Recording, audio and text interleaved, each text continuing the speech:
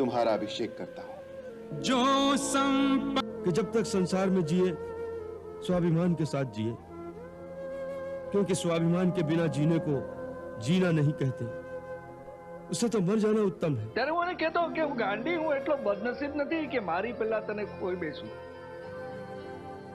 આજે મને સમજાય છે કે હું એટલો સદનસીબ પણ નથી કે કોઈ સ્ત્રીનો પ્રેમ જિંદગીભર પામી શકું।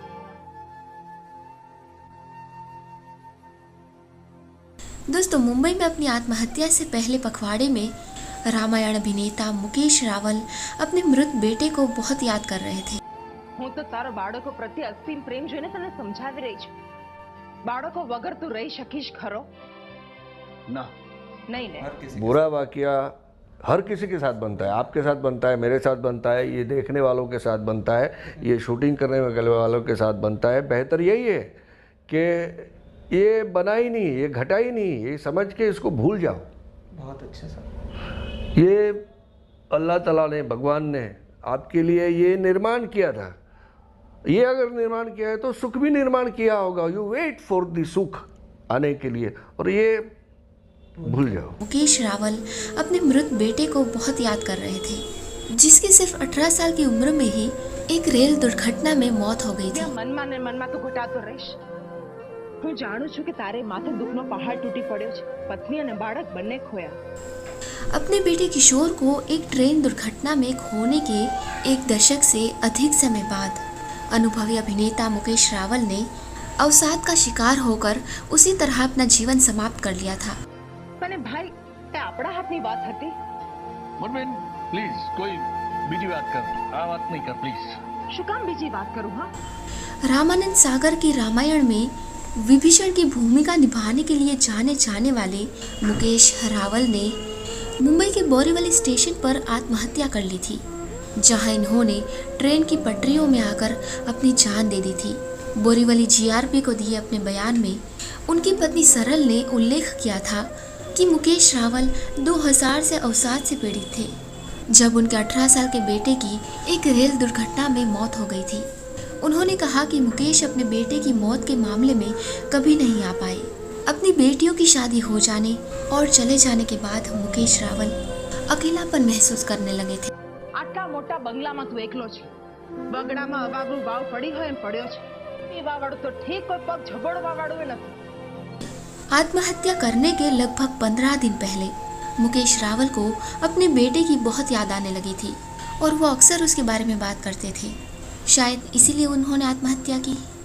बोरीवली जीआरपी के एक अधिकारी ने बताया था, घटना के सीसीटीवी फुटेज में दिख रहा था कि अभिनेता ट्रैक पर लेटे हुए हैं और तभी एक रफ्तार लोकल उनकी तरफ आई और जैसे ही रेल उनके शरीर के ऊपर से गुजरी, मोटरमैन ने ब्रेक भी लगाया था, लेकिन तब तक मुकेश रावल की मौत हो चुकी थी। दोस्तों, रामानंद सागर की रामायण में विभीषण का किरदार प्ले कर चुके गुजराती एक्टर मुकेश रावल की डेड बॉडी 15 नवंबर को मुंबई के कांदिवली इलाके में पटरी पर मिली थी।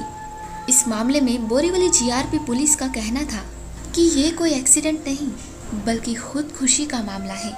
इस सुसाइड केस का सीसीटीवी फुटेज भी सामने आया था, जिसमें एक आदमी यानी मुकेश रावल ट्रेन के सामने पटरी पर कूदते हुए नजर आए थे। मुकेश रावल के परिवार के मुताबिक 15 नवंबर की सुबह घर से बैंक में पैसे निकालने गए थे और वहां से घाटकों पर डबिंग के लिए भी जाने वाले थे। 24 घंटे के बाद जब वो घर नहीं आए तो परिवार के लोगों ने कांदिवली पुलिस थाने को संपर्क किया था। बाद में फोटो दिखाने पर लाश पाए जाने वाली खबर पुलिस ने मुकेश रावल के परिवार को दी। સગા વહાલા બહુ મતલબી પ્રાણી છે મોટી। એના દરેક કામમાં કોઈને કોઈ લાલચ છુપાયેલી હોય છે। आशंका जताई जा रही थी कि मुकेश रावल ने सुसाइड किया था। हालांकि इनके परिवार ने पूरी तरह से ऐसी किसी भी आशंका से इनकार कर दिया था। उनका कहना था कि घर पर दिन भर के काम की जानकारी देकर मुकेश गए थे, ऐसे में सुसाइड की कोई वजह ही नहीं थी। दोस्तों, मुकेश रावल एक भारतीय फिल्म, टेलीविजन और मंच अभिनेता थे। इन्होंने 1970 के बैंक ऑफ बड़ौदा में एक बैंक क्लर्क के रूप में अपना करियर शुरू किया और लगभग 31 सालों तक वहां काम किया। इन्होंने अपने अभिनय करियर को आगे बढ़ाने के लिए 2001 में स्वेच्छा से बैंक में सेवानिवृत्त हुए थे। इन्होंने विभिन्न हिंदी और गुजराती नाटकों जैसे बोल बेबी बोल, बिंदास बोल और आमे तने आने रतनियों में अभिनय किया था। इन्होंने हिंदी, गुजराती और भोजपुरी में विभिन्न फिल्मों और टीवी सीरियलों में भी अभिनय किया है। इन्होंने पौराणिक महाकाव्य सीरीज 1987 में रामायण और 1988 में लव कुश से पहचान मिली, जिसमें इन्होंने विभीषण का किरदार निभाया था। मुकेश रावल हिंदी टीवी सीरियल जैसे 1996 में हसरतें, 2001 में कोई अपना सा, 2008 में कभी सास कभी बहू और 2011 में बैंड बनूंगा घोड़ी चढ़ूंगा में भी दिखाई दिए थे। इन्होंने 1988 में वो फिर आएगी, 1994 में जिद, 1997 में लाहू के दो रंग, 2009 में वेकअप सिड और 2011 में हॉन्टेड 3D सहित विभिन्न हिंदी फिल्मों में सहायक भूमिकाएं निभाई। दोस्तों, 15 दिसंबर 2016 को मुकेश रावल ने मुंबई की बोरीवली स्टेशन की पटरियों पर ट्रेन के सामने आकर अपनी जान दे दी।